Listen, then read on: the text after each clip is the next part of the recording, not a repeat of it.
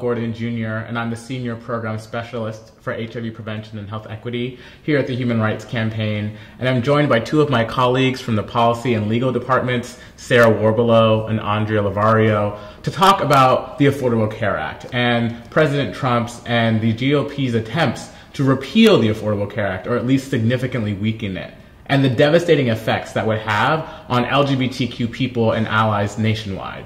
So first and foremost, Sarah, Andrea, thank you so much for taking time out of your very busy schedules, I'm sure, to talk with not only myself, but the folks watching about what's happening right now in healthcare and what this means for folks. It's great. Happy to be here. Eager, excited. Excellent, excellent. Well, Andrea, I'd like to start with you. First, as we know by now, Senate Majority Leader Mitch McConnell has postponed the vote until at least after the July 4th holiday. And so I'm wondering, should we be interpreting that as a good thing, a bad thing? Kind of walk us through what this delayed vote means and how LGBTQ people should be making sense of it. Well, what it means is that our hard work, our resistance is paying off. All of the rallies, the emails, the calls that individuals across the country are making are finally getting through to their members, and they're having to think again about what is this proposal and how will it impact and how will it impact my constituents. So that, along with the Congressional Budget Office estimate that it will cost 22 million individuals to lose their health care, that is also sinking in with these senators, and they're having a tough time saying, let's go ahead and proceed. So it's caused the majority leader to take a step back. So really, this should be a sign of encouragement for folks to continue keeping the pressure on folks. Absolutely. While it's a momentary reprieve for this week, it is not permanent, and we know that we will have to come back to this later in July. So it's really imperative that individuals keep up the calls, go to the July 4th parades, and see those members and tell them in person how this will impact them personally. Great, great, great. Sort of sharing stories, firsthand experiences, that sort of thing? Absolutely. Great. Sarah, I know that one part of the conversation that we are particularly attuned to is how this bill, this repeal bill, has potential impacts on Planned Parenthood and community centers that so many LGBTQ people rely on. But I know there are some, even within our own community, who may not fully understand how this bill impacts community health centers like Planned Parenthood and actually targets Planned Parenthood specifically. So I wonder if you could talk through a little bit of that for us. Absolutely. So many people unfortunately think of Planned Parenthood only as a place to go and get contraceptive coverage. But Planned Parenthood provides many, many critical services, including HIV, STD testing, as well as transition-related care. In fact, in many communities, it's the only place where transgender people can receive care that's culturally competent. That means that doctors, nurses, and other staff at Planned Parenthood actually understand who transgender people are and how to meet the unique needs that transgender individuals have. Earlier this week, we filmed a video with Planned Parenthood featuring a young transgender person, Brooke Baxa. And Brooke is a 22-year-old from Colorado who is gender nonconforming, non-binary, and is on Medicaid as well as receiving services from Planned Parenthood that help subsidize their ability to live. And without these critical services, Brooke and people like Brooke would not be able to have the quality health insurance that they do, and could risk being further sent into poverty. And so I know some folks in my circles have said that, oh, you know, I know this bill might attack Planned Parenthood, but they can make up for those losses in funding with donations that they may received or other sources of support. Is that true? How devastating would these cuts be if implemented against Planned Parenthood? We know that in states where there have been efforts to cut funding for Planned Parenthood has actually had to close down facilities. And oftentimes those are the only facilities in an area that provide comprehensive care, period, including critical cancer screenings that are utilized by the LGBTQ community. And so the idea that they could just simply become fully privatized is not realistic, and that money isn't going to go to someone else. Even if it did, it wouldn't provide the quality of care, but it won't. It just means a huge gap in access to good quality care that is affordable. And I would say, speaking from my own personal experience, when I first came to Washington, D.C. as a young intern many moons ago, I actually went to the Planned Parenthood of Greater Washington, D.C. to get my first STD test, right? Because when I didn't have health insurance or I didn't know where to go, I knew that Planned Parenthood had been an ally to LGBTQ communities before. And when I went, that's exactly the type of service that I got. LGBTQ competent, medically accurate care. And so I have personally benefited from Planned Parenthood services, especially at a time where I didn't have access to a lot of services. And so I can only appreciate and imagine what people like Brooke and others are going through, especially if Planned Parenthood is their sole source of support and care. That's right. Right. Andrea, I'd like to stay on this vein of talking about other sort of potential consequences of this repeal bill going forward. So we know that there will be sort of a tax or at least cuts to Planned Parenthood's funding. What other sort of pieces of the Affordable Care Act have benefited LGBTQ people and are potentially on the chopping block if this goes through? Well, the Medicaid expansion has been absolutely critical for LGBTQ people. 42% of people who are living with HIV in this country have been able to gain access to health insurance thanks to the Medicaid expansion.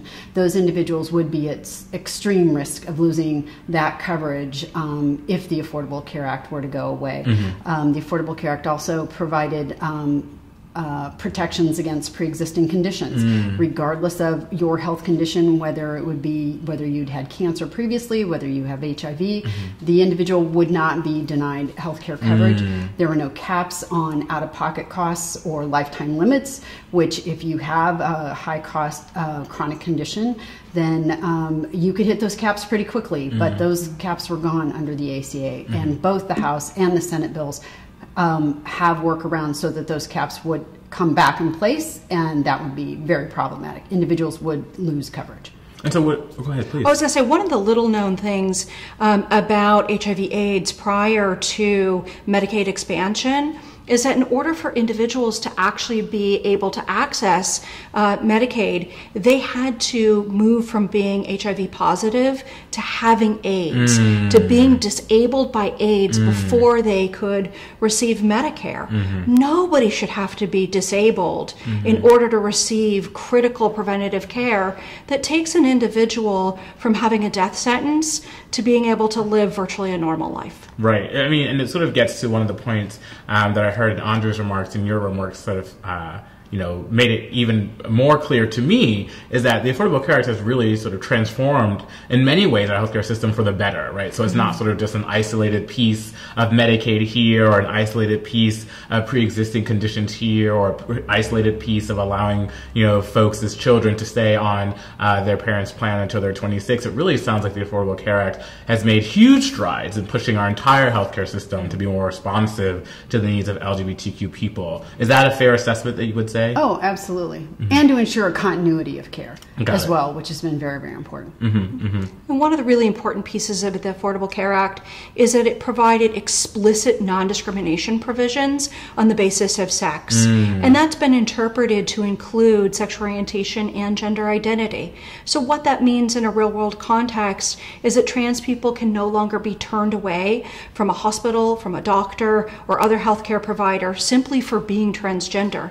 And of course, then when they walk in the door, they're also then entitled to all of the transition-related care that they need without any harassment or bullying. Thank you both for sharing so much. And so I want to talk a bit about sort of next steps and timeline, right? And so we know that the majority leader has decided to postpone the vote until after the 4th of July recess or weekend. And we also know that folks will be mobilizing in community. And so, Andrea, could you walk us through a bit of timeline so folks get back from that holiday, and sort of what realistically could we expect to happen, both in terms of sort of the Senate side, but also in terms of the activist side? How can we sort of ensure that we're staying one step ahead of them, if you will? Sure. So the vote has been postponed. The expectation was that he was going to try and do some negotiating over the last 24 hours, 48 hours, in hopes of getting a revised bill that he could send members home with over the break. And then also have the Congressional Budget Office score that. It doesn't appear that that's going to occur, so that means that in terms of coming back after the recess, how quickly they would be able to get to that bill is unclear. We are hearing from more and more senators that the tax cuts for the wealthy under the bill to the tune of 700 billion, it impacts about 700,000 people under Medicaid. The cost of covering those people under the Medicaid expansion is the equivalent to the tax cuts that we're going to roughly 400 families. Interesting. So very disproportionate benefits under their bill. So they're having concerns about that. We hope that piece would fall out, but overall, the reality is it's not going to change the fact that they're capping Medicaid. They're fundamentally changing the healthcare safety net for this country. And you can't tinker around the edges on that. We need that program to remain in place so that individuals are able to have the care that they need throughout the course of their life. Because what a lot of people don't recognize is Medicaid covers mothers, children, covers half of all births in this country. It covers 2/3 of nursing home care. So it covers individuals throughout their lives, and those facts are starting to resonate as well. So we hope that they will start from scratch and negotiate in good faith with the Democrats so that we can have changes to the ACA, because we can always improve. Of course. But dismantling it is definitely not something that we can support. And I imagine that sort of speaks to the fierce opposition we've seen, not only from the community, but also from public health organizations, from medical organizations, from LGBTQ organizations, civil rights organizations. I mean, there is a panoply, an array of organizations all across different industries and sectors who have spoken out in one unified voice to say this is not the way to go. So I guess I'm hearing a little bit reflected in your comments around the senators having some anxiety or some uncertainty around just how steep or just how dramatic of a change this would be, and maybe taking some pause. So we want them to continue moving that direction. Absolutely. And ultimately, if I'm hearing you correctly, move in a direction that preserves the fundamentals of Medicaid, the safety net that we've come to know, and preserves the protection that we've seen for LGBTQ people. Is that a fair assessment? That's correct. But the only way that's going to happen is if people continue to hear from their constituents. If people say, oh, look, this has been placed on the back burner, we can take a break, relax over the holiday weekend, go about our barbecues, do the barbecue too. But take a moment and contact your senator. They need to know that this is still a priority for the American people, and that coming back with some new changes to the bill isn't going to be good enough. When the goal is to undermine our entire healthcare system, to put people back on the edges of poverty, to deny quality care, they've got to know that this is a priority, and tinkering around the edges, not good enough. And for those individuals who may live in a state whose senators are both very supportive of the ACA and preserving the ACA, pick up the phone, call a friend who may live in another state, tell them how concerned you are about what's happening with this bill, and ask them to call their senators as well. Or they can also follow up with their representatives, because once this bill clears... If this bill does clear the Senate, it will have to go back to the House of Representatives for another vote. So if they live in a district where that member may not have been supportive of the ACA or supported the health care bill that was passed by the House, then you want to shore them up and say, no, we do not support either of these bills. So really, it sounds like everyone has a role to play. No one should just be kicking back over the holiday break, even if they live in a state whose senators are supportive of efforts to sort of slow down and go in a different direction. Everyone can be calling, everyone can be phoning a friend, a family member, a constituent, a member of Congress to ensure that their voice is heard. Right, absolutely. Everyone has a role to play. Well, thank you both, Sarah and Andrea, so much for your comments. I believe that folks can go to hrc.im/healthcare, I believe. Is that correct? To find our videos and resources. Is that right? And we encourage you to text 30644 and urge your senator to oppose the Trump, Pence, McConnell healthcare proposal. Indeed. Well, thank you so much to Sarah and Andrea for taking some time out of their day to chat with us. I want to just emphasize a few points that I've heard in this conversation. That one, the Affordable Care Act provides Americans with access to better and more affordable quality health care. And that is important for so many people, particularly LGBTQ people, and particularly LGBTQ people who may be living with or affected by HIV, right? I heard in our conversation that the Affordable Care Act has prohibited discrimination on the basis of pre-existing condition status. So people living with HIV and people who have other conditions can, in fact, get health care and health care coverage and access to life-saving treatments they need. And of course, sort of the protections that they provided to LGBTQ people in the different regulations that have come forward. And so we know that the Affordable Care Act has transformed our healthcare system for the better for millions of people all across this country, including LGBTQ people. And so it's up to us to speak up and stand out and make sure that our voices are heard and that our senators and other members of Congress know that we do not support this effort and want it to go in a different direction. So thank you all so much. We'll have resources available in the comments. Send us your questions, comments, and concerns, and hope to see you all speaking out over the holiday break.